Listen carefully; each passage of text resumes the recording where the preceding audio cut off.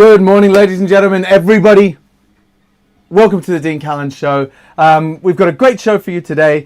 And if you read the description, not comments, if you read the description of the show, today we're going to be featuring some lovely brandies from South Africa. I've never tasted them before, but I've got a professional taster who's been a judge for a few years for the Veritas Awards in South Africa. Now, the people from the Veritas Awards have sorted us out with these, so they've sent them all the way across from us.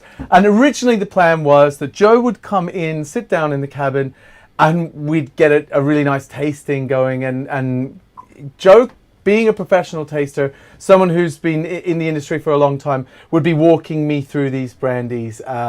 But unfortunately, we're still in lockdown all these months later. So Joe is coming to us from his place where he runs the Drink Coach UK channel, which is an awesome channel. So if you're not already subscribed to that, get involved. He's really knowledgeable, really good palate, and understands so much about breaking down very complex things and explaining them to beginners, which is perfect for me, especially with this brandies that we're going to taste. I've not heard anything about them. In fact, when I started researching this afternoon in the small amount of time that I had, I Googled it out, started looking at things, and I found that I started falling into a trap of just researching the awards, because you don't know really. I didn't know anything about the Veritas Awards, but they're a very prestigious award, and I very cheekily downloaded a little bit of video of the 2020 Veritas Awards. I'll show you it later on. Joe doesn't know that just yet. And you'll be able to see just how nice these awards look. You know, it looks gorgeous. But before I make Joe wait any longer, I'm going to bring him in. I'm going to cut to my Guinness cam, and I'm going to bring Joe in. Joe, have you got audio? What's up, Dino? Have you've got audio? Yes! You know what? I love that angle as much as I hate it, because I'm looking at that Guinness tap, watching you drink Guinness. Wow. Oh, yeah. So next time I come in there, you've got to promise me a pint of Guinness, bro. I mean, you could offer me, mate, at this rate, a 35-year-old Oban or a pint of Guinness. I'll take. You can do a 35-year-old Oban Boilermaker if you like. We can do both, but I could use some help getting through the keg. It's I'm concerned about I'm trying to lose weight, but equally drink the keg within the use by date. You know, You're trying to lose weight. It's one of those things. How have you been, Joe? How are you? Good, man. So I've set this up. This is kind of a little bit of the screen that, for those people that know me that are following you today, this is a bit like the Drinks Cake studio, which is just a beat-up sofa. But I just thought we've now got a table. This is the kind of table that people who go to hospital to die of COVID eat their dinner on. Oh, dude! But it's a bit higher up. I just thought it'd be nice, so I can actually drink it. Normally, it's on widescreen, and I look really out of shape. I mean, if my belly didn't look big enough already, because it's a fisheye lens, I look like a Buddha.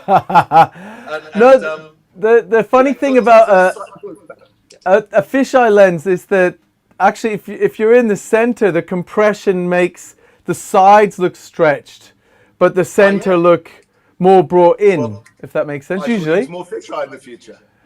Yeah, well, look, we should equal up. I've got so many cameras in here that if you ever wanted to use one of these, you're more than welcome to it. No, I'm thinking about maybe spawning some pawn brokering some camera kit off you just for a while. See if I can get my show looking a bit better. I've had a few problems. Well, you're the guru at this. It's not helping me, to be honest. Like because the codecs have to be squished so much by the time it gets to streaming. What I'm seeing on my monitors here looks infinitely better than what ends up going onto the channel. But I hear what you're saying, man. But for me, prioritizing audio. As long as we can hear each other. I just want to say thanks for letting me do this, man, and also just the shout out to people who are watching. The lovely people who made these brandies are watching this now live in. I hope they are. Two oh yes. Ahead. Well. And, Joe sounds like he's at the bottom of a pit. Little bit of an echo. Look, I don't think we're gonna at this stage. You know what? Is it gonna drive anyone crazy? if I bring it forward a bit. Is that a bit better? Oh, yes, that's nice. I can hear you much better now. Okay, All right. I'll just have to hold up the beautiful things when we need to. Like, Yeah. Oh, we can see you. We can see your smiling face better. That's the key to it, right? It's my best. And thank you, Diogo. You're our audio guy now from here on in. Can you hear me as well as you can hear Joe? That's a key thing. Joe, we have to drink a bourbon smash or something next to meet up, because I know you're a big fan of the channel too. I'm a big fan of Dino and everything he does. So we've got my dear friend Benny Howard, who for many years has been the executive director of Veritas Awards and is responsible for getting hold of people like me in order to judge the competition. Yep. And traditionally, in any given year, he would have 4 or 5 significant, very well-respected international judges from other countries. So I don't know if you know this, in South Africa, they're very export sensitive. One of the great successes of South African wine is that they sell an awful lot of it overseas. And Sweden, where they have the government shops, the Systembolaget. Oh, I see. South Africa is #1. South Africa is, if you're a Swede, you drink more South African wine than any other country. England buys a lot. Britain does. Ireland, Denmark, Germany, Holland. I mean, is it one of those situations where a lot of people don't realise just how good it is because it hasn't got the same kind of brand recognition as French wines? 100%. Yeah. Okay. 100%. And even in these countries where South African wine is so revered and is drunk in such large quantities, the one thing that really surprises people, no one likes a gloated demon. The brandies are kind of a secret. Winnie Bowman, if you're watching, I love you, Winnie. Dr. Winnie Bowman is the chair in charge of judging the brandy category at Veritas. Veritas is one of 3 or 4 very highly respected competitions in South Africa, but I believe it was the first one. I think it started back in the 60s, maybe. Yeah, it said on the information I was watching, it said it's got 30 years, I think, of history. So 30 years. Yeah, so that's a good. In fact, shall I play the video so you can see? I'll do that. Yeah, play the yeah, video. Is that all right? I know. I was conscious. I was like, Joe doesn't really know about the video. He hasn't seen the video. But I realised you were listening as I was saying that. It's an epic fail. This is the year I couldn't do it. This was the year of lockdown. So exactly. Yeah. I tried to just get a couple of visuals. I kept in the charcuterie because I haven't eaten all day. So I seen that charcuterie and I was like, oh, I should go inside and grab some food actually. Dude. And then, know what? If you like dried meats, man, it looks good. You know what? And also, I'll explain what it means. But where the competition is judged is the place behind what the South Africans lovingly call the Boerewursstraat, which means the wild boar sausage curtain. Okay. Because people who live behind the wild boar sausage curtain are people who grow up with Afrikaans as their first language. Okay. If you grow up in Cape Town, you're a Cape Townian. English is your first language. So there's a real split between the people in the winelands who are true Afrikaners and the people in Cape Town who are, shall we say, trying to be a bit more sophisticated. And is the in Afrikaans you're not saying like sausage curtain, because sausage curtain in English doesn't come on. That could go all sorts of wrong. Yeah. I'm gonna on that note. The Boerewurst curtain is where people grow up in the country where Afrikaans is still very much, where a lot of people don't speak English. Oh, all right. On that previous note, I'm going to play this video so people can see what it looks like, right? Okay.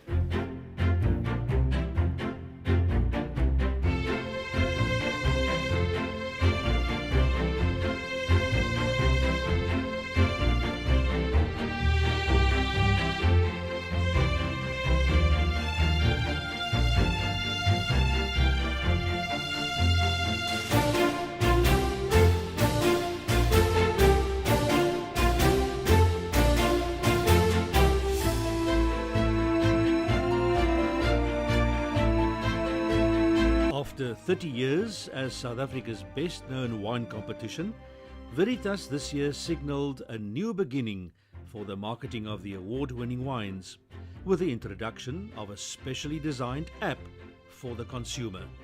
For the first time, you can read all the results and order the winning wines from the palm of your hand. This is really, I think, the cherry on top.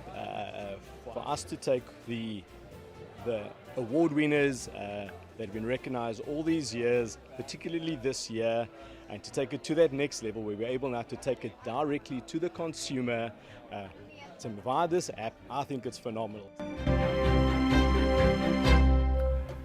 I figured you probably know the guy with the sunglasses, right? No, he was the guy in charge of the app. So Leon's the one guy I didn't recognise. But the voice you heard is my lovely friend Benny Howard, who's the reason why we're doing this. He's the guy that lets me go and judge every year. And I've got to tell you, man, and my wife and I, those 12 to 15 days a year, this is our Christmas. It's 12 days. Obviously, sorry? It's 12 days of judging. Oh, no. The judging's only 4.5 or 5 days. Okay. But I'm there checking out new wineries, going to see old friends. We spend a bit of time in Cape Town, which is one of the great party cities in the world. There's so much to see. Man. Cape Town's amazing. And I think, with lockdown and their pretty incompetent government by and large, they've had all sorts of problems. The last thing I needed was to have COVID, where now, up until I think very recently, if not still, it's illegal to sell wine in South Africa. So they can only sell it by export. What? It's illegal to sell wine right now in South Africa? Yeah, it's legitimately illegal to sell booze. Why? Because of lockdown. They're saying, I think that to alleviate pressure on their health system, so many people die from drinking dodgy alcohol in the shanties and stuff like that, that they're seeing alcohol as a pressure on their health resorts. So during lockdown, nobody's allowed to drink. Which is a load of bullshit. But what are people doing? Are they drinking their own homemade stuff? Well, that would be my assumption. So one thing they've done is managed to make it worse, right? So I think we should run away from politics. I guess if you live in the winelands, then you're probably going to have a nice collection of wine in your app somewhere. Well, I was super impressed by the concept of the app, so I lent heavily into that on the videos. You might have noticed. And that's great. That was Benny Howard voicing it over, which was nice. So hi, Benny. And I downloaded the app and then went through and tried to purchase stuff. But obviously, it's aimed at South African market. Yeah. A lot of those wines aren't yet made in the UK. So one of the reasons why they like international judges. Or let's talk about judging just per se. Yeah. Because not all countries take so much heed in judging. The country which really started it, you have to argue, is probably Australia, where I've been very fortunate to be an international senior judge at the Royal Melbourne Wine Show. Okay. It used to be called the Hen and Chicken competition, and it had a wine section, and it was opened by Queen Victoria's son. So it goes back to the 1860s. Wow, Prince Albert. And, so what happened there is that because they don't have the same appellation system that we have in Europe, the same restrictions on what can grow where, and it's a new country by and large in technological terms about their wines. They've used the show system as a much more effective, up-to-date way of judging whether they're good or not. Yes. They're just saying the best wine comes from that vineyard. So rather than saying it must be this growth area, that's why Australia has like bin 00A or bin A, for example, where they're like, so they're giving themselves on the labels a bit of terroir, kind of. Yeah, so bin numbers. When you see bin on an Australian label, that means that was the first arch in the cellar where they stored the wine after it was bottled. So, for example, bin 389 would have been from bin 389 to bin 446 or something, and it would have been all of those arches where that wine was stored. The only exception to that rule, for example, Grange Hermitage, the most famous red wine in the southern hemisphere now, was bin 95. Okay. Bin 707 is the only one that goes against that. That was actually named after the jet, after the Boeing jet. 707. So I don't know how or why, but I think it came out the first year that 707 flew. So the Australians started the whole awards thing, but they were effectively using it because they didn't have a kind of old world system of saying that these are the best growth. They had an opportunity very early on. I mean, certainly during the 60s and 70s, with some real luminaries who were driving the effort to make really fine wine in Australia. Please say Len Evans. Len Evans, look, we've discussed this, haven't we? You met Len Evans. Yeah, I met him. He was a personal friend of my mother and father, and he truly was the guy that changed it all for the business. and he was a great entrepreneur, very clever, a real polymath. And Len really raised the profile of the competitions, which have been going for over 100 years. But they were a part of the government agricultural system. So they were actually paid for by the government. You have a Royal Perth show, you have a Royal Adelaide show, you have a Royal Canberra show, you have a Royal Sydney show. So what they realised is in a bad year, certain wines are good and certain wines are bad, just like they are in good years. A very fair way to give people a steer on what's good and what's not is to judge them every year, rather than just saying that's the best chateau and that's the shittest. Exactly, yeah. What happened there was a massive game changer. And even in a place like France, they now have competitions because they realise that the existing system is fragile and things can move and can change. Yeah, and South Africa picked that up. They've been making wine for a very, very long time. The first wine they made was back in 1659. That's so much older than the wine system in Australia, for example, right? Yeah. They realised the merits of having a show system, because it doesn't necessarily mean that one specific wine is a wine you should follow. But if you judge several thousand wines in a given year, it gives you a real State of the Union address. It gives you an idea of whether Cabernet was successful that year, or Chardonnay should be looked after, or, and it gives you a general global overview of how good that vintage was. And I think it might also give you data on the different as climate changes and different temperatures. So much you can see what performs. Yeah, no, actually, although it's empirical, subjective olfactory data, a lot of where vineyards are now being planted in Australia and South Africa are based entirely on the results of competitions, which is fair. There are other reasons why competitions are good. Number one, it improves the breed. If people aren't entering their wine in your competition and other people are getting gold medals, you go, hey, I need a piece of that. I'm not selling as much as this guy. So I want a gold medal so I can get in the competition. So that was really what Len Evans said was the most important factor about competitions, is it generally raises the tide of everybody. And the other thing is, it actually gives people that have absolutely no previous prestige or background a chance to really stand up and be counted. Yeah. You could be in your fifth vintage, you could have made an absolutely extraordinary wine, and rightly, that wine then gets stood up blind against some of the famous old wines made for 100, 200 years, and it beats them. It deserves the credit it gets. Well, that's I don't know. I purposefully try not to learn anything about wine. I'm learning a little bit about sherry here and there because I kind of love the stuff so much. And there's a bit of a crossover to drinks today. But I think I would become a bit of a snob. I'd slow down on my drinking of the wine if I knew too much about it. Brandy, though. That's a bad thing, isn't it? I would drink all the brandy. I'm not saying I won't drink loads of wine. I drink lots of wine. But I think I'm more of a spirits-led person because I can sit back and have a cocktail and sit and have a sip, whereas a bottle of wine will just be like, whoosh, and there's when I there's started 200 really pounds. doing something in this drink industry, in London, working as a wine buyer for supermarkets, meeting up with people like you guys at Imbibe Show and things like that back 10, 15 years ago now, it was very clear that bartenders knew more about wine than sommeliers knew about spirits. Right? Oh, yeah. Are you referring to the competition? The bartenders versus sommeliers? Versus bartenders, man. Well, it's also. Do you think the bartenders might have gone out and crammed ahead of the competition, but the sommeliers were like, meh?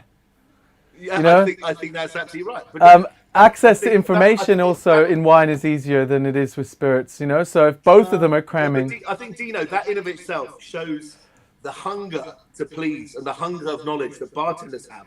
The wine trade generally people don't have. I'm much more turned on. I'm much more turned on by the effervescence and the energy of going into a bar full of 22-year-olds who wanted to become a head bartender, who knows everything on the back bar. That to me is such a buzz. Rather than going into a restaurant where you ask somebody about a wine and he looks at you and goes, well, I don't. It's like there's something very special. That I want wine to be infected with that same stick. Yeah. That the bartender vibrancy has, and your response. I love watching you get excited about things because you like you're wagging your tail, and I'm like that. Well, I still love everything. I'm actually I now just realized I've just installed a button that when I press it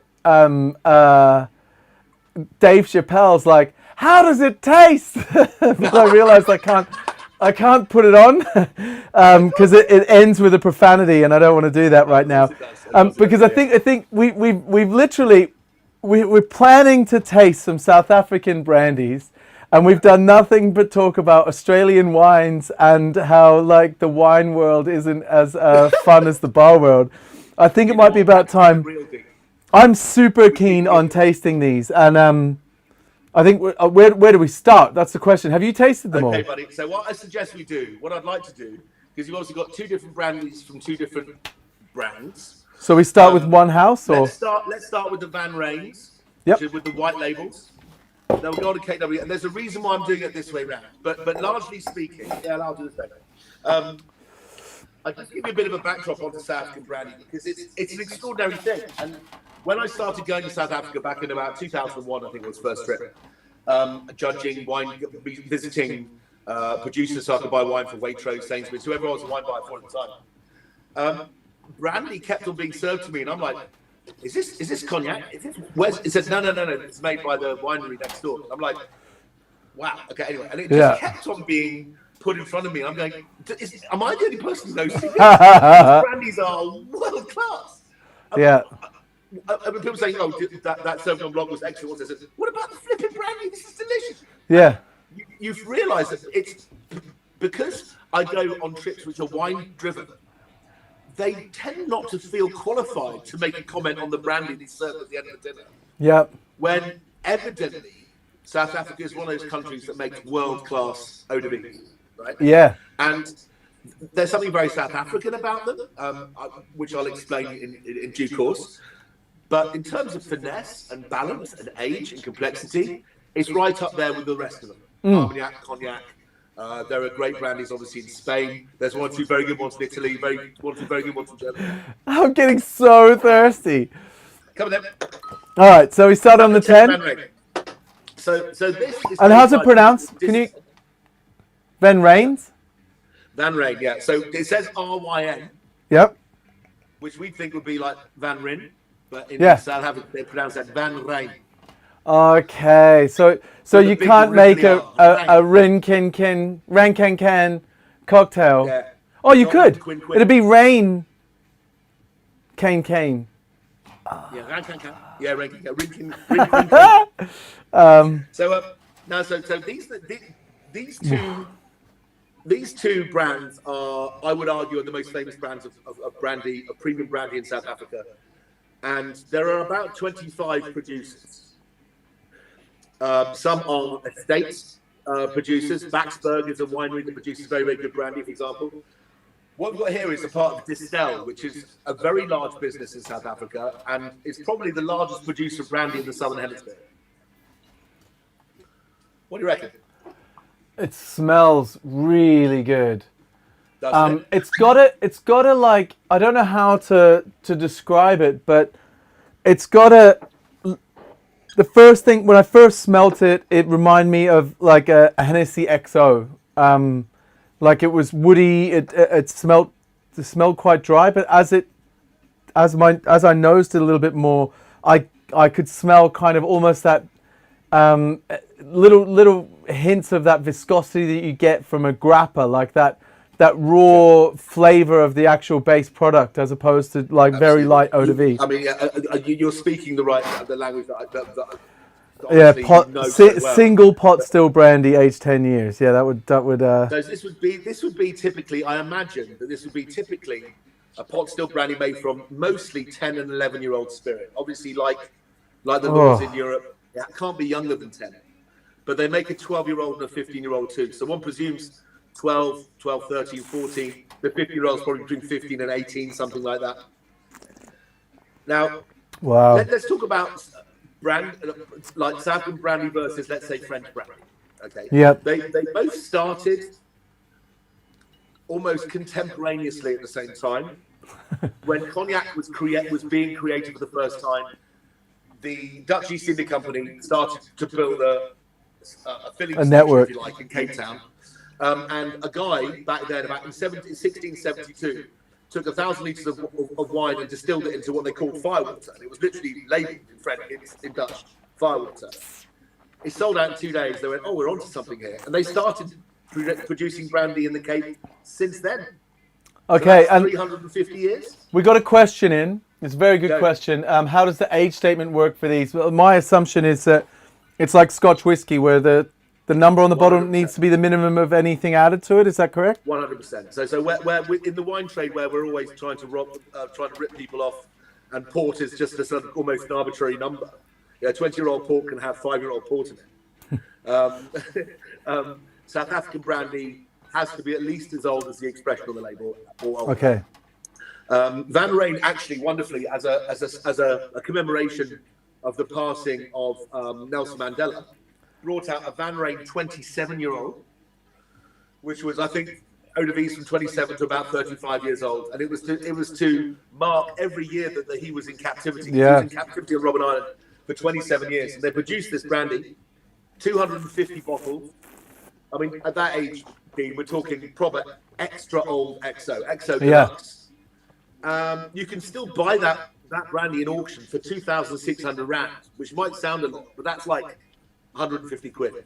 Really? And they only made 250 of them. The price against the quality is unfathomably good. Well, this has got a really nice it's got a really nice body to it, and I'm getting little hints of like aniseed, I'm getting a really nice fennel overtone. That's it, yeah, fennel. Honestly, that would make a banging Sazerac. It would be so good in a Sazerac. I was just thinking the same. It's almost got the bridge to the absinthe, you know? Yeah. It's got that wonderful, almost aniseed note. It smells like the floral part of an arak or something. It's beautiful, isn't it? Mm. So this is a 100% pot still. So the pot still brandy in South Africa, obviously by law, has to be 100% pot still. It has to be double distilled like a cognac. The only way it varies from cognac production is they're not made over naked fire. They use steam. Yep. Steam elements in their distillation processes, which frankly is just a safer way of doing things.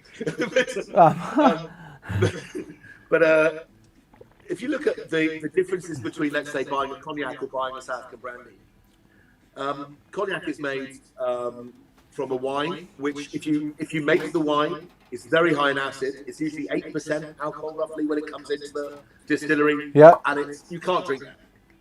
It's sourer than base wines for champagnes. I mean, it is fierce, but it makes a good distillate. It's got high acid, which helps to preserve the wine until it gets made to distillate to keep it fresher. Yep. But in South Africa, because there's so much more sun, and they're using slightly different grape varieties, the wine comes in at 12%. And that wine that they make into cognac is a perfectly drinkable wine. Okay. So it's lower in acid. It's already got so much fruit in it. And this is that's what I'm noticing. It's a lot more fruity. You're getting a real unmistakable fruit with bells on. Yeah. It's got and a lot more aromatic as well. It's got a like almost pisco kind of. It's like you've taken a cognac and added a dash of pisco to it. Ah, yeah, yeah. You know, totally different to pisco, obviously. Like I don't know what pisco would taste like after 10 years in French limousine oak. I know, but Alexandre Gabriel's probably already done it.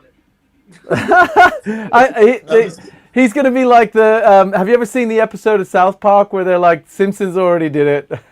Yeah. It's exactly like that.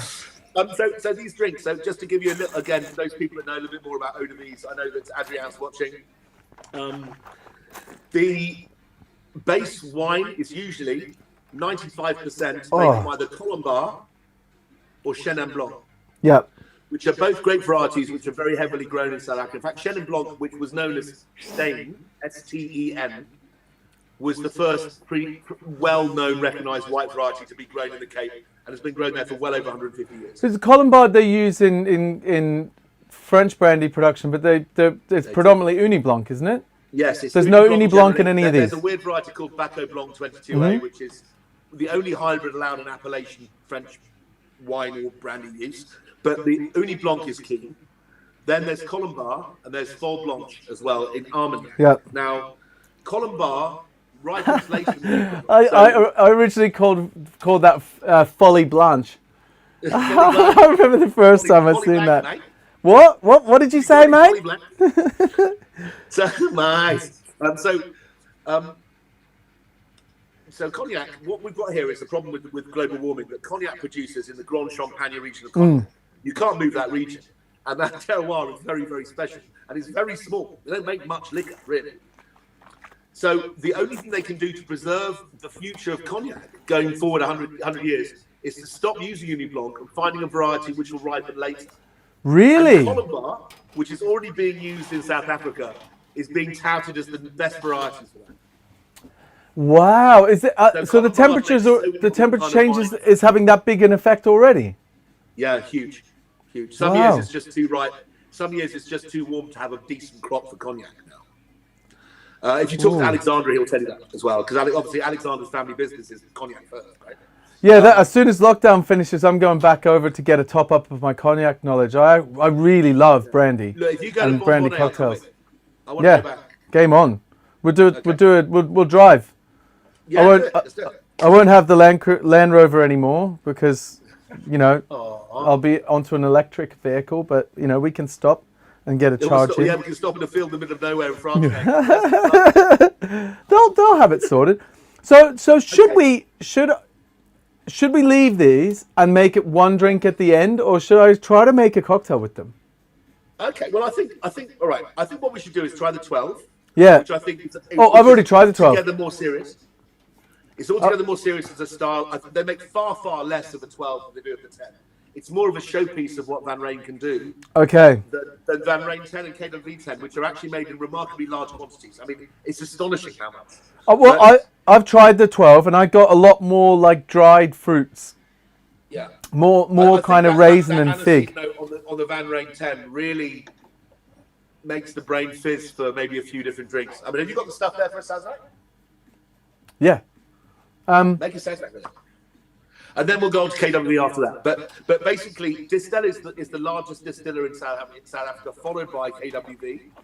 Between them, they've already produced more brandy than any other country in the Southern Hemisphere. And we're talking serious volumes. I think something in the region of 16 million litres of brandy a year is from Distell alone. Wow. Yeah. That's loads.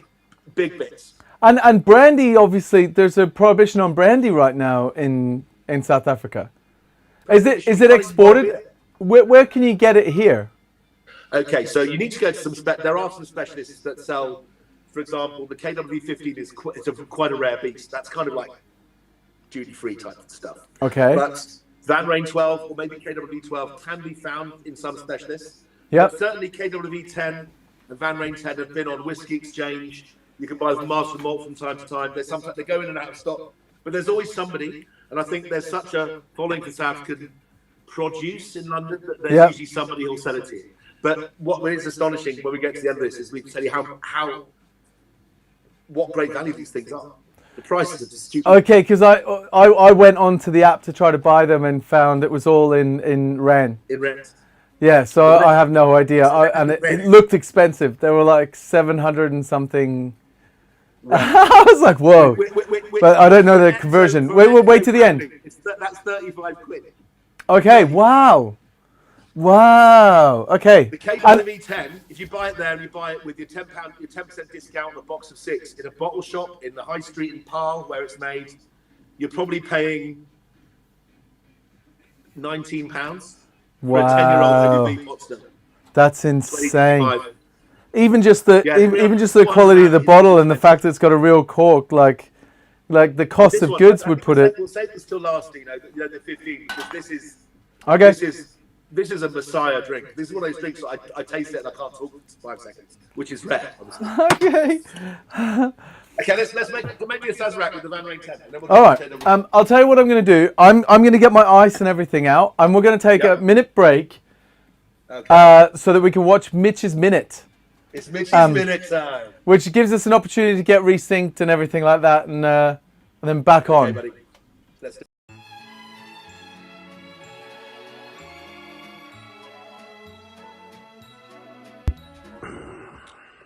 Let's go drinks. It's hard, isn't it? Because all you end up with is just a ton of riffs on Pisco sours, and I don't really like that style of drink. I fucking hate eggs. We had a drink, and this is what sort of set me down. I'll get to the answer. We had a drink. They had a drink on the menu when I started Louis 649 that was martini style, and it had Campano Bianco, Saint Germain, grapefruit and orange bitters, and Pisco, obviously, and it was delicious. I liked it. It was a bit sweet. It was a bit sweet. Needed a couple of twists.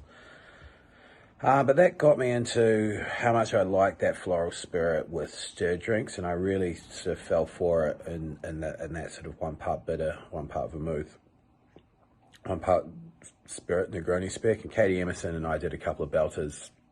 We did a straight coffee Negroni that had a bit of a Werner in it as well, Pisco, and we also did a peach infused Bianco Gentian, or Genepi maybe it was, I can't remember Pisco, but I think that's the best drink we've ever had. Made it myself, so yeah, I'm a dick.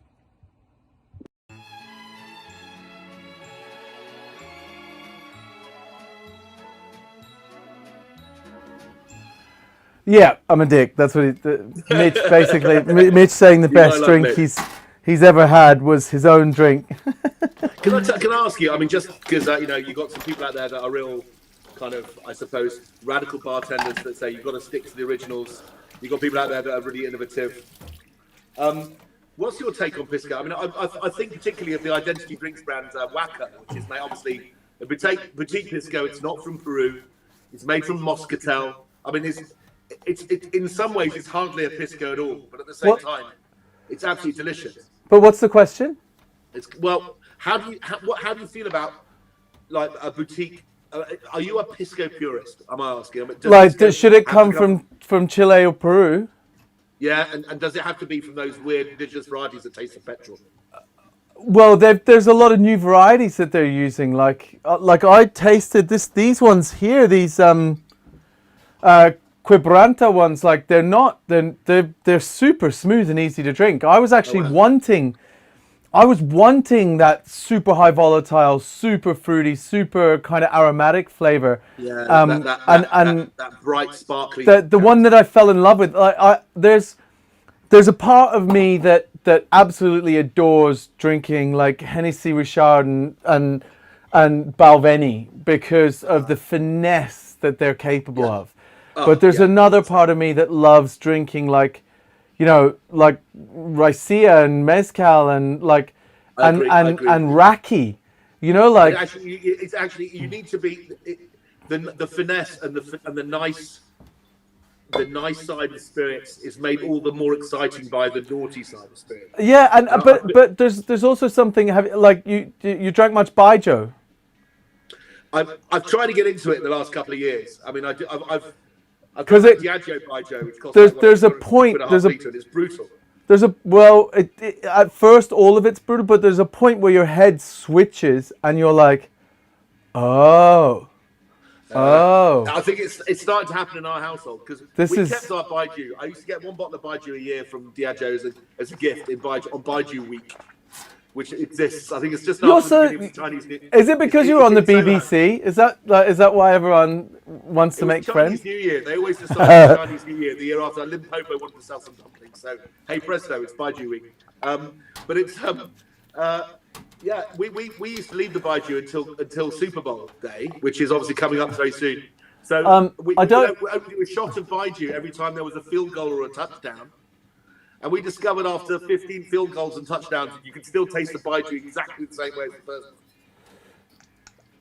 So I don't know if you noticed that. I'm going to put extra bitters in this because it's going to be super magic. But this is Santi's aromatic bitters, which has a kind of a flavor of Angostura, but it's not Angostura. It's got its own kind of thing going on. But it's actually a bitters from South Africa, right? I'll tell you what, does it have a slightly vanilla-y twang to it? Yep. Because I'm looking at the colour, and I'll bet you any money in the world that's made with rooibos.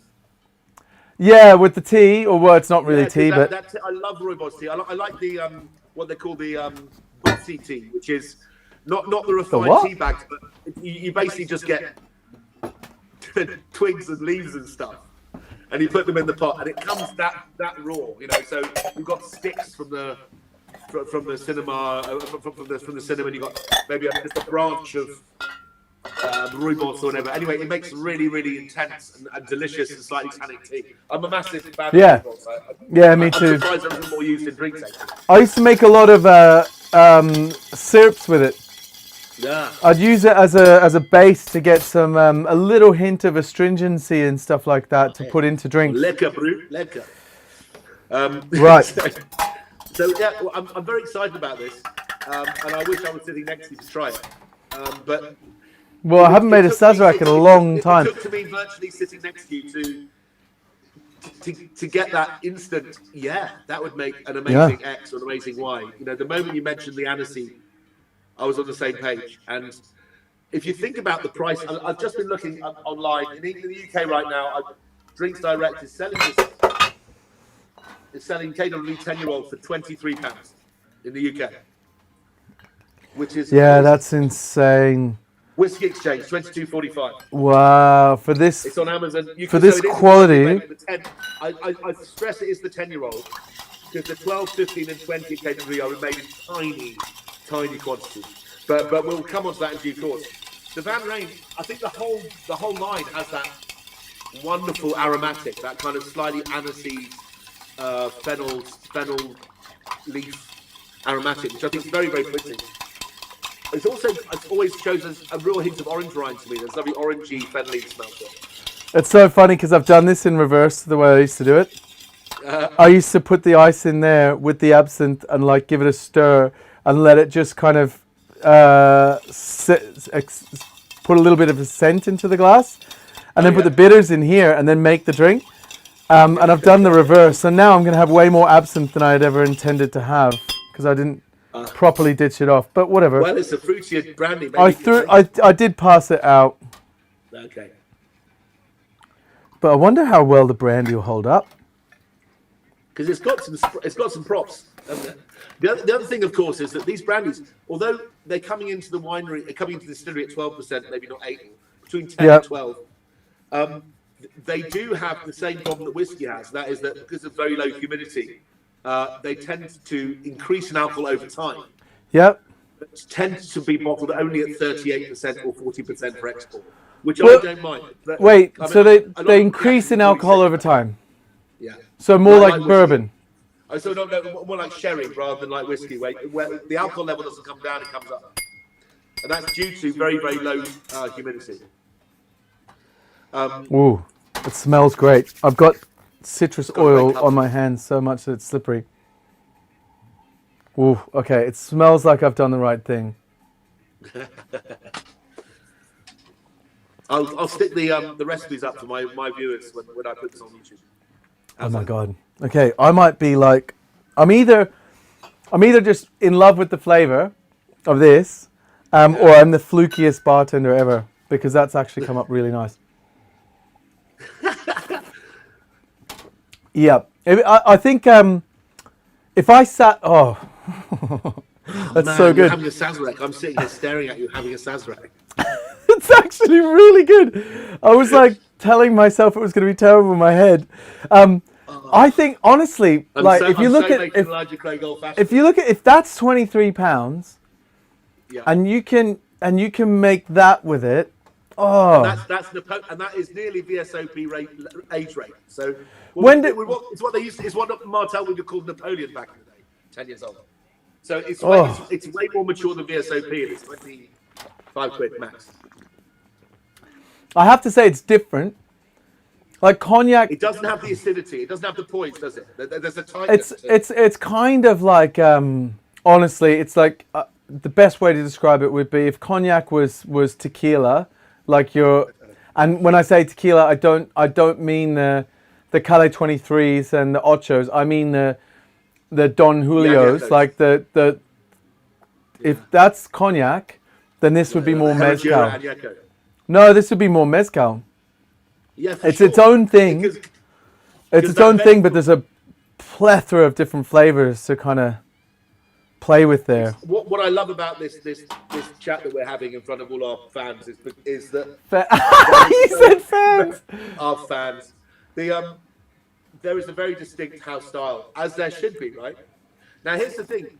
Distel used to own, Bisquet Cognac? Mm-hmm. So Distel owned Bisquet lock, stock and barrel until about 3 years ago. And the master judge at Veritas was the head distiller at Bisquet. Now, Campari bought Bisquet off Distel, the Van Rijn guys, for 60 million quid a couple of years ago to make their portfolio more robust going forward. So they're going to rebadge Bisquet as a super premium cognac. Okay. But if you go to South Africa, if you're in Joburg, Pretoria, Durban, Cape Town, and you ask for cognac, they would pour you a Bisquet. It's like the biggest brand in South Africa because it was being distributed and owned by Distel. But that may change. I don't know. Well, they should be like this. Honestly, I don't know what sort of trade deals the UK is going to have going forward, but they should maybe be talking this to. This is looking promising. I mean, I'm not a fan of what's happened, but this could be a silver lining. We can still drink world-class brandy. It's really good. Because you've talked these two up so much. Are they the same people, or is this two? Are they friends? Are they friends? Can I ask that question? Yeah, they're friends. Okay, great. Let's say this: they are the fiercest of competitors. But at the same time, if you've got the master distiller of KWV in with the master distiller of Distel, they'd sit down and have dinner and a really good night out.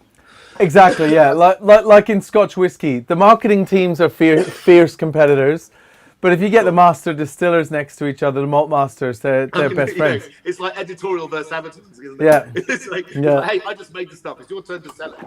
It's like. Right. So. I think. But what I wanted to say is that if this is a personal, if I was going to make a personal preference, and as a judge, I wouldn't make that call, right? Because I want to tell you that just for the people listening, all four of these brandies got double golds. Yeah. So out of let's say 71 brandies that may have been entered in the competition, there was probably 6 double golds, and we've got 4 of them in front of you. So these are supposed to be the top of the flipping top, basically. But what is special about these? I do have a personal love for KWV brandy because it's just got a flavour profile that I love. Okay. KWV always has a taste of like peaches and apricot, which are two of my favourite fruits. Ooh, does it have vanilla? Yeah, it's just like, I drink Marillen schnapps on holiday in Austria. I love apricot schnapps. I drink it all day long.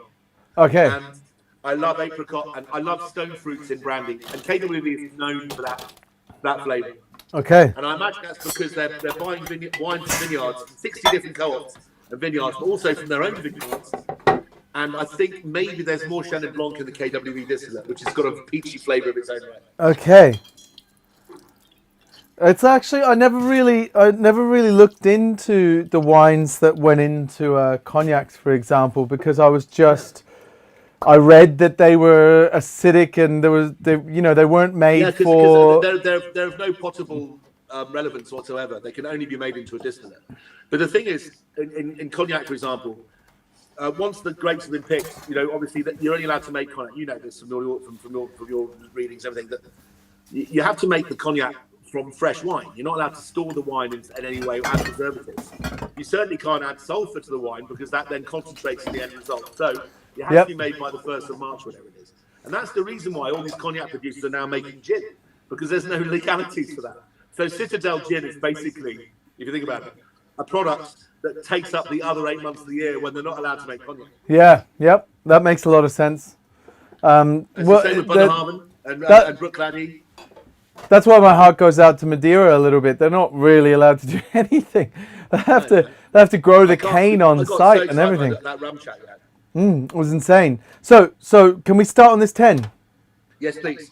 I'm just conscious. This is available in I think Benny sent me a list. It's available in something like 56 countries around the world, and is made in millions of litres a year.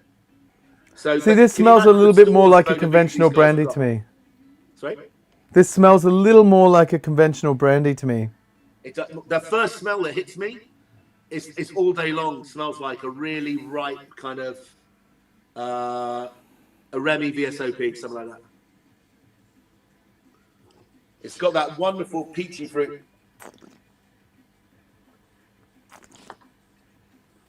But not peach. I don't want people to think this tastes like It's not creme de pêche. No, No. it smells like really good quality oaked eau de vie.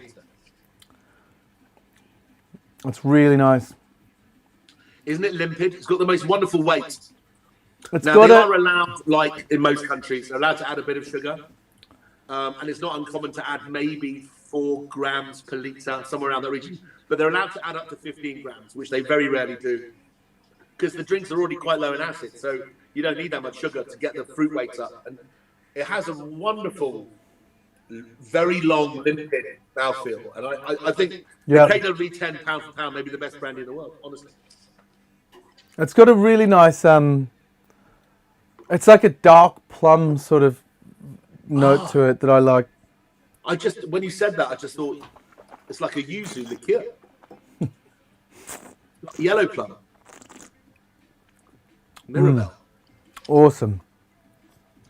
That's a drink, eh? And knowing that it's cheap enough that you can throw this around a speed rail. Well, you could use it in, yeah, you can use it in cocktails. You could bring back some of the, like a brandy fix with that, with the pineapple. Yeah. That'd be good. So they used to make it 8, but they make a 5-year-old and a 3-year-old. Oh, now I'm actually thinking, where have I hidden all my obscure ingredients? Have you got the stuff for a Cosmopolitan Delight? I'm just thinking that, like, I think that the hard part might be trying to find where I know I've got it here, but where did I bury the orgeat? Trying to kind of hide If some you've got stuff. the bits, that'd be so awesome. This is for ladies and gentlemen. The Cosmopolitan Delight is the middle finger stuck up by brandy producers to the Mai Tai crew, isn't it? Yeah, it is. Yeah, that's exactly what it is. It's middle finger from the balcony of your distillery. There is just so much booze here that I actually don't know where anything that hasn't been brought front and center actually is. Oh, come on, Dean. You can do this. No, Mitch is going to shout at me. Yeah, I'm done. I can't find it. Maybe we can make a riff on it. Yeah. But without orgeat, Have a go. Oh yeah, the orgeat's such a key ingredient, but it's kind of key. We could make a sidecar. That'd be pretty tasty. Let's do that. Yeah, and now can we taste the 15 first? Otherwise, I'm gonna get too distracted and my mouth will be all citrusy. I think we've established. I know Benny's watching, and Benny at Christmas always buys a 6-box of Cato 10 because I mean. You can serve it to everyone, and everyone's it puts a smile on anyone's face, even if you don't know Yeah, it's about delicious. it. And you just and somebody will pause you this at the end of a meal. You're like, wow. I mean, it's just so complete. But this, which is made in their alembic, their old copper still. Okay, so when it says pot still, it's it's not an alembic still in these other ones. Well, okay, so they use pot stills, steam-infused pot stills, and they also allowed to make blended whiskies, which still have to be 30% pot still, but they need to use a 6-column still. So blended brandies. Yeah. Yeah, and then so young brandies like KW 3 and 5 would be made largely from column distillates. Yeah. So they're lighter, designed intentionally to be more mixable, because the most popular drink in the whole of South Africa is brandy and coke. I mean, that's what they all drink. And you can have 2 large serve, 2 60ml brandy and cokes in a student bar in Stellenbosch like the Acker for £2.50. that sounds pretty good, man. I'm not gonna lie. I sold when I first started bartending. The 95% of drink orders were either a Scotch and dry, a bourbon or rum and coke, or a brandy and dry or brandy and coke. Brandy got to play with both dry ginger ale and Coca-Cola. And Coca-Cola. Yeah, and actually, the more pretentious of us would frown upon venues that stocked Pepsi in their post-mix guns. Good old days. So you know, the South Africans have no problem putting a bit of Coca-Cola in their clip to left brandy. So, Coca-Cola, I think, might be the most underrated ingredient in the bars these days. It's I know I make cola from scratch, so I know how hard it is to do. I haven't quite gone the John Gackaroo. I just don't do the Fernet and Coke thing, the Australian Fernet and Coke thing. Do you get that? I don't get it. But does John work with Fernet anymore? Is he still doing that? I'm not sure, but did he drink Fernet and Coke before working for Fernet? No, he drank Sagatiba. I think John Gakuru is like the greatest. He's one of the best brand ambassadors, on the planet. Because I met him. I rolled in. He was at Rematch Biatch when it was at Excel Centre at the Excel exhibition way back when. He was still working. Was it for Sagatiba for the Cachaça House? Yeah. With Zdenek. Zdenek. Kastanek. Yeah, Zdenek Kastanek. And I met John and Zdenek on that day, and then they came. I used to live with Zdenek for 3 years. You didn't. Yeah, I shared a 2-bedroom flat with him. I was member number 74 at Quo Vadis. He was my bartender for like 5 years. Yeah, man. Myself and Zdenek go back to like 2006. I saw him come in and pull a 9-hour shift until 3 in the morning, and he didn't miss a bloody drink all night. He used to work bloody hard at Quo Vadis. 9 hours? Yeah, on his own, no bar back. That used to be part-time. Obviously, these days, that's like a reasonable amount. It's a members club, right? So there were some quite fancy drinks. And he didn't always have... He had Muzzy behind in the bar back most of the time. Yeah, he was good. He was great bar back home. It was a like... Muzzy and Zdenek, and that was kind of it. And then there was then our friend from Italicus came in. Luca. Yes, Luca Misaglia. Became bar manager when Zdenek left. Luca's legend. They never overemployed staff on a Saturday night. There was always one member of staff short. I'll tell you what. I was a member of Quo until I stopped going in as often when they got rid of the steak tartare and the foie gras. I'm not gonna lie. Man. As long as they keep on doing the smoked eel sandwich, I'm still going, bro. This is amazing. It's that beautiful label as well, I think. It's nice. Isn't that now? That is I think that these are two totally different purpose drinks, aren't they? Yeah. I mean, the 15 is absolutely designed to be a ruminant late dinner cigar outside exo style brandy, and I think it's amazing quality. It's got it, but there's a the difference between these, I think, and a cognac is that there's this. They're carrying the fruit all the way through, while still having the wood. Like, I have to do it. I think as they get older, they become more resemblant of really premium, very old brandy de Jerez. I mean, they use for the first 3 years, they use Tronce and Limousin oak, but after that they can cherry finish it. And KWV is the best sherry producer in South Africa on top. So the resource is in the same shed. It's really good. One question. Yeah. Now, it might seem, I'm now second guessing myself, but they're all 38% ABV, right? Yeah. And it was my understanding that in South Africa, to be a spirit, you have to be 43. I don't know that. Or is it an imported spirit? Maybe it's an imported spirit. Maybe they're protecting their own. All right. Anyone watching, that's something we need to Google afterwards. Yeah, no, I'll look that up. Also, if anyone has hung out for the whole hour so far, if you'd like to taste these, I'm going to get some little sample bottles, and I'm going to decant some of these equally into little sample bottles, and I can send them out to you, preferably in London, but, it's worth asking if I can post it to you, and I will try to post it to you, but more recently, every time I post any liquid overseas, it comes back to me at some point. Fortunately, though, be gone by tomorrow morning. DHL do reimburse me when it doesn't make it, which is great. So ask away. If you're watching still and you'd like to taste these, let us know, and I'll see if I can post them to you, okay? Because they are delicious and definitely worth trying. Maybe Daniel and maybe a few others watching. Adrian, I want Adrian to try them. He hasn't tried them. Obviously, I can get them to him by cycling to his place. He's around the corner from me. Oh, excellent. That's super easy. So should we try to make a sidecar-ish?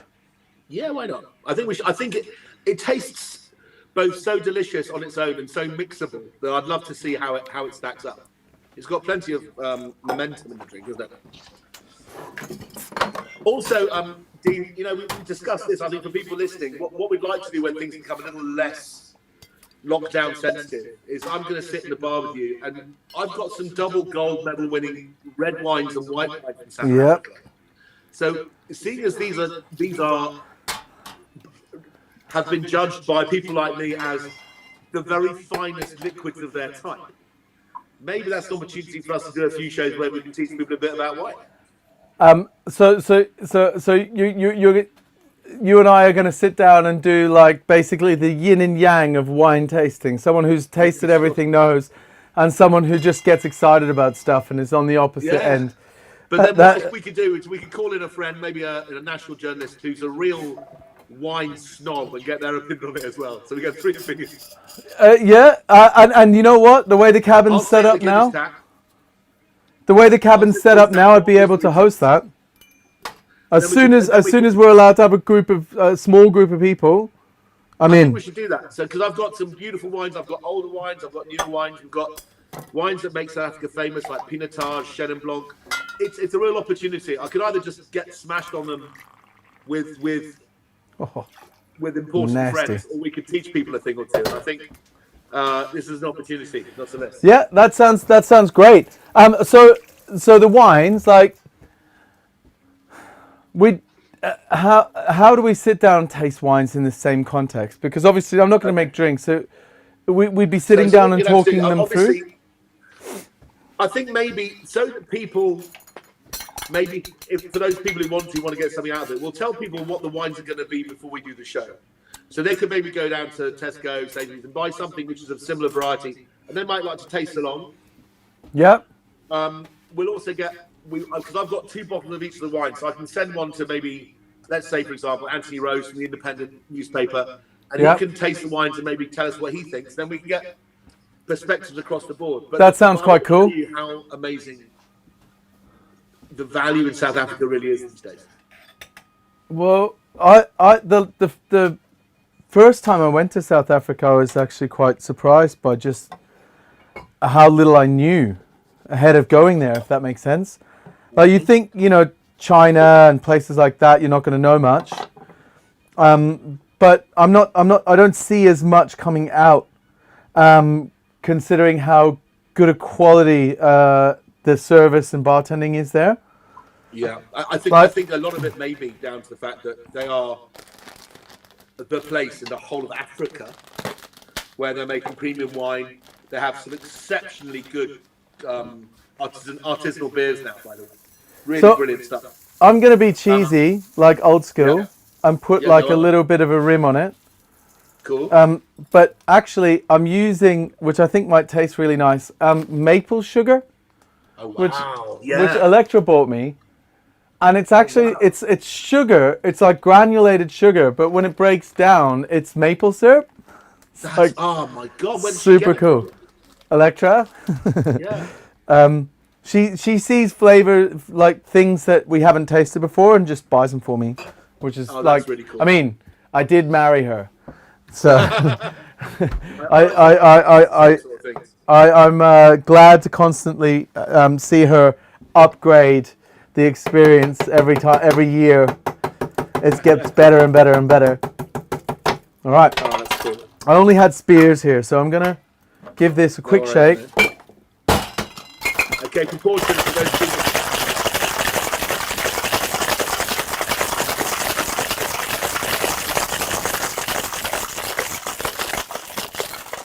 You've got one of the strongest shakes, man.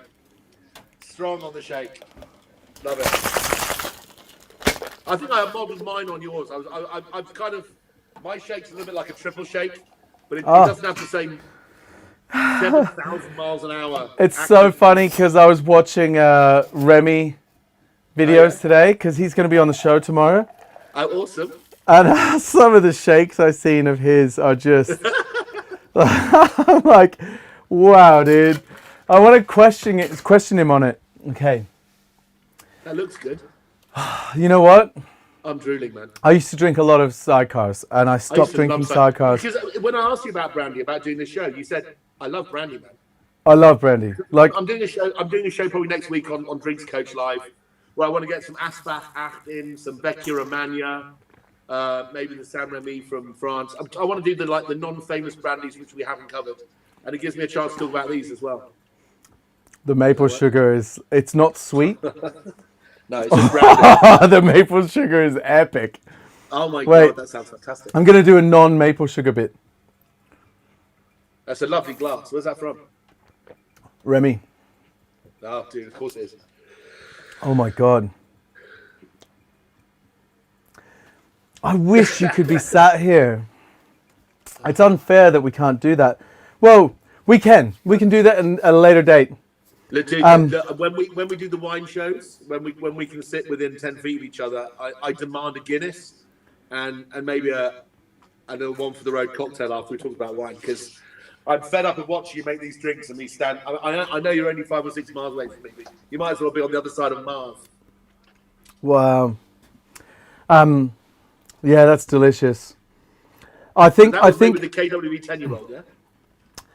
Yeah, I think these ultimately, from my personal opinion, if I was running a bar and I was stocking it, I definitely get this, because I don't know the prices of them, but given what that just did with this, I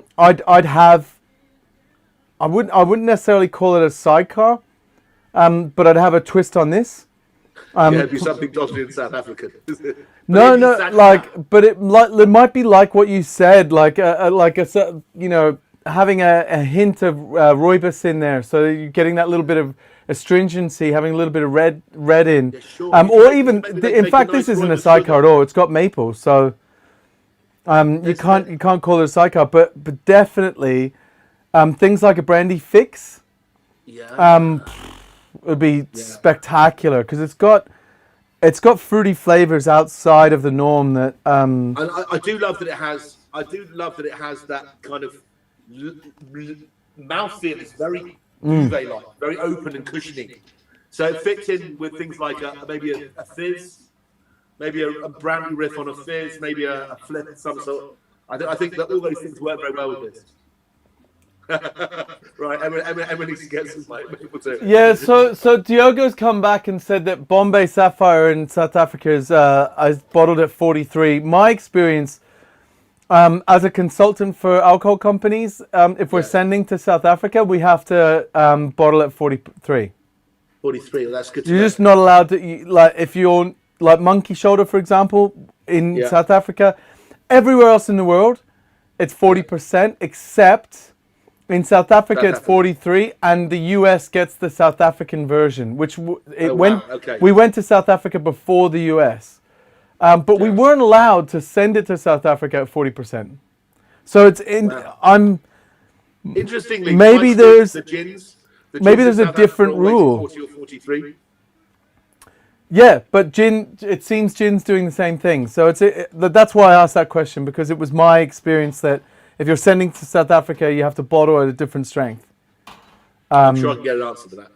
Yeah. But I'm hoping that the people from Distel and KWV are enjoying the show. I mean, by the way, KWV is a brand that was selling us things like Van der Hoom liqueur. Distel makes Amarula cream. I mean, there's a lot of things that we drink that we don't realise come from these companies. And after Apartheid finished, KWV kind of went through a few metamorphoses, and then it got bought up by an English company, and they make some of the finest wines on earth now. So this company is a non-stop shop for gin, which is made with Kalahari truffles. They make amazing beer now. They make really, really good gin. They make really great ports, wines, brandies. KWV's become quite a meaningful business. Now, what got you started in South Africa that you know so much about what's going on? Well, because when you go anywhere, Gene, you're the same. If I go somewhere for like 9 days and I'm judging for 4 of them, I absorb every single thing anyone says to me. And when you're in South Africa, it's such a rainbow nation. It's so that's a bit of a cliche. It's so vivid that it just goes in. It just goes in, and the flavors are so succulent and larger than life. The food is more colourful. Everything's pretty special. It's such an immersive experience. I mean, if Jamaica made wine and brandy it would have the same effect. But that's how they sell their rum. The whole colour and vibrancy of the culture, the music, the dancing. You're getting that passion in the drink. Yeah, I mean, I love it. I mean, I started off knowing nothing but only about Australian wine. That's where I started. Hence the Len Evans. Like, Wine, yeah. our nature was to draw straight back to that Australian wine. Yeah, there was, wasn't it? Because the best experience I ever had with wine, which stopped me learning about it, was hanging out for a few days with Len Evans, and he took a shine to me. I don't know whether it was because I get excited about stuff. Well, you were probably good at what you did. Otherwise, he wouldn't have taken a second. I was the best bartender on the island without. And he would have known that, and he would have known it was important to stand next to you and talk to you. And bartending was super important to me, and wine wasn't, and champagne wasn't. Yeah. I was like, you do your wine tasting. I'm just going to polish glasses here. And I think I got along with him quite well, actually. He was a legend. Len was very generous with his cellar as well. He would open incredible things for people when they least expected it. Well, the thing that I learned the most was that he was drinking table, more or less, compared to everyone else. He was drinking, like, what he liked, which was much cheaper than the stuff that the other guys were drinking. But Absolutely. he just didn't feel like drinking what they were drinking. And he was having me, this is how we made friends, he was having me pour him under the table the stuff that he wanted, and then he was holding it up and telling them what they're tasting out of memory, and drinking what he wanted to drink, which I absolutely adored that. I was like, fantastic. That's the guy. I want to be that guy. Yeah, no, he was quite a thing. Right, anyway, so I have to do this. Yeah. I'm doing one more. I'm leaning more into the maple. KWD 10 again? Yeah, same again. But I'm leaning more into the maple, and I'm going to I've dropped the lemon, and since I have, because remember when we were prepping, I wasn't sure if I had lemon juice. I'm just going to try to complement this a tiny bit with some yuzu, and see, because I was so struck by how nice that was, that I thought, let's make it more like specific to my kind of flavor profile. More electricity, more vibrancy. Rather than just a classic.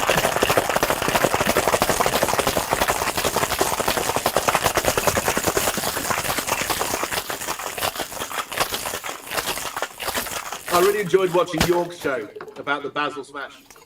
Oh my God, he's a legend, right? Isn't he a legend? And it's so. Looking him up this morning, I was just looking at random videos of him, but I bought some basil today just to make one. I bought a basil tree and then got COVID and couldn't taste anything. When you showed him the tray of ice, he was like, do you have an analyst? I have somebody for you. Could maybe help you with that? He's so good. But I just love how he's not an amazing bartender purely for his ability to bartend and serve, but for his capacity to chat. Yeah. No, how fast he comes back with something. And I mean, I almost feel like if you could be like the greatest bartender ever, and then you've got this other bartender that is, you can't tell who's the better, but the one that speaks 2 languages and can do it in 2 languages wins. He wins every time. Yeah, especially when you have to also equate. He was doing it in a second language. He was doing it in English when he thinks in German. And people like Eric Lorenz have dominated the bar scene in London in their second language. Just imagine if I understood. I find that a lot with the wine industry. You've got people who are French or Japanese who have become masters of wine, which is taking a postgraduate exam with a less than 1% pass rate in a foreign language.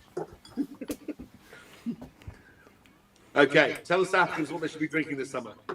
This is so good. I would have put it in a fizz. I'm just drinking the 10-year-old KDB. The high volatiles in this, the fruitiness, the broad nature of the kind of raw base spirit, base ingredient, marries with the super floral note of yuzu and just elevates it. It makes it, it took what you could argue is a kind of a wintry drink, a nightcap, and made it a day drinking drink. So hence I would make less of it, put soda with it, and serve it up, because it would be spectacular. But yeah, text me the proportions later. I'll try and make one with. when you come back here, I'll make you one. Oh, cool, man. We'll just get more yuzu. I hope you enjoyed it. Are you surprised how good these brandies are? Yeah. Well, I don't think you would have sent them to me with so much confidence if they weren't good. There was so much hype. If they hadn't been any good, I'd have been into shit. But in fairness, like, I have to say, when I first started bartending, you had mezcal, which was Monte Alban, and that had the little worm in it. With the worm. Still, I miss that flavor. I'm not gonna lie, I miss that flavor because I had so many good nights on it. But it was smoky, and it was like a pigeonholed mezcal. And as the industry has kind of become more educated, and as I've grown, I've got to taste more things. You have moments in time when a very particular flavor profile is required, and like a brand that has history and heritage, like a cognac brand, for example, it makes sense for that moment. You're sitting and you're having a cigar, and you just want the cigar to kind of play on your palate, but you also want the cognac to kind of clean that out and then bring notes. You want it to be exactly a equal. You want them, and you want to understand exactly where. This, I don't know which cigar to pair it with, if that makes sense. I'll tell you what, because I used to smoke a lot of cigars with Brandy Jerez, because it's an easier move, I think. Yeah. With the dark sherry notes, especially if you're smoking quite big cigars. I quite like my Partagas, my Bolivars. I like a big ring gauge, quite a strong cigar. Okay. So big ring gauge. Yeah, big, a number like 6. Like a 56? Siglo 6. Esplendido. Anyway, so these brandies, I think, have more of that sense of Brandy Jerez warmth of sunshine. So I've drunk more cigars. I've smoked more cigars with Cadon and Eve probably than I've smoked with Armagnac and Cognac, because I actually think it's a safer bet. Yeah, but would you say that maybe there's a fundamental difference in that cognac? Yeah. They're not. They do kind of monitor which wines they're bringing in, but ultimately they don't own the stills. No. And they're buying eau de vie. Yeah. So they're looking at buying a product that will make a great sipping brandy cognac, whereas this, the wine is central to it, and in Jerez the wine is central to it, and they are taking the wine and fortifying it by distilling it to make it last a little longer. In both cases, what the barrels were purposed for before is much more celebrated with Brandy Jerez and South and Brandy. They would be involved. I mean, if you think about something like Dalmore Cigar Blend, which is a wonderful whiskey, right? It's all about the PX and the Oloroso. That's what makes the cigar work. And these drinks have that depth of fruit because the Chenin Blanc, and Brandy Jerez has it because they're using old barrels. But they all have that. We have to sign off, but can I ask you one question? Go on. Because this is what I would do if you were sat here. Have you ever tasted Nomad? No. What's Nomad? OMG, Becky. So this is your favorite whiskey that you didn't know existed. Oh, dude. Expensive. So this is. I'll read you the label, right? It's called Nomad Outland Whiskey. Okay. Born in Scotland, raised in Jerez. Basically, and finished in sherry cask, 41.3%. But basically, it comes across from Scotland, so they've distilled and made Scotch. But rather than aging it in Scotland, they've sent it, and they can't call it Scotch anymore. It's Scotch, basically. It's being aged in Spain.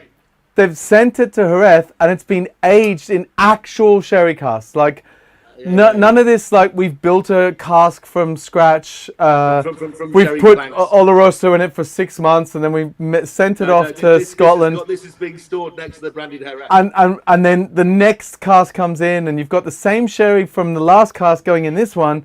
God knows which one, who's getting that one. And then 6 months later, the sherry that comes out, becomes vinegar.